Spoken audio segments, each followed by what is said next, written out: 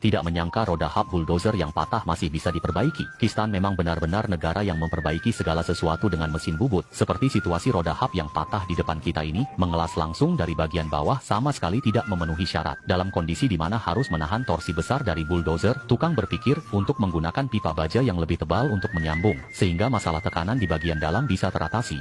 Setelah memiliki rencana penyambungan, seperti kepala poros berbentuk panah besar ini, pasti perlu diperiksa teliti dengan alat ukur. Hanya selaras dengan cak 4 penjepit mesin bubut, seluruh permukaan patah dapat benar-benar diproses menjadi datar. Dan agar pipa baja bisa masuk ke dalam kepala poros, seluruh diameter lubang tidak hanya perlu diperbesar menggunakan pahat, tetapi juga harus disesuaikan dengan diameter luar pipa yang ada.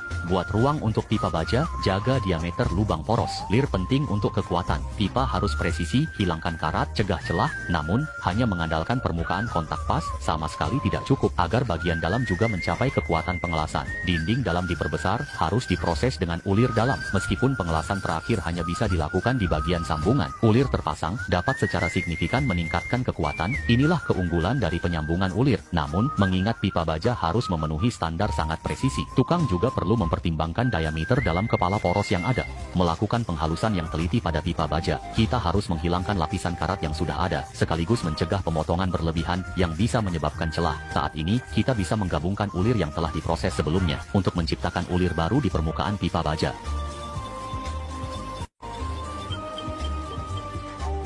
Namun setelah memiliki ulir dengan lebar yang sama, untuk mencegah adanya kesalahan antara keduanya, sang master harus memeriksa kelayakan penyambungan pipa baja.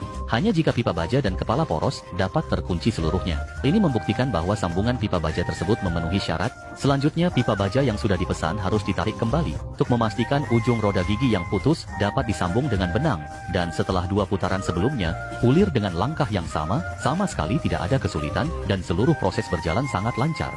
Ini adalah kemampuan memori unik dari seorang tukang las tingkat 8, tetapi karena pipa baja masih perlu disambungkan dengan ulir di ujung gear, sang master harus mengunci penjepit mesin bubut di bagian belakang gear, sehingga memudahkan pengukuran dengan alat pengukur. Karena semakin besar diameter luar, semakin mudah terjadi kesalahan. Pemrosesan di ujung gear sama dengan di ujung pipa. Selama data diameter dalam tidak ada kesalahan, nyambungan 3 bagian ini dapat mengembalikan roda ini.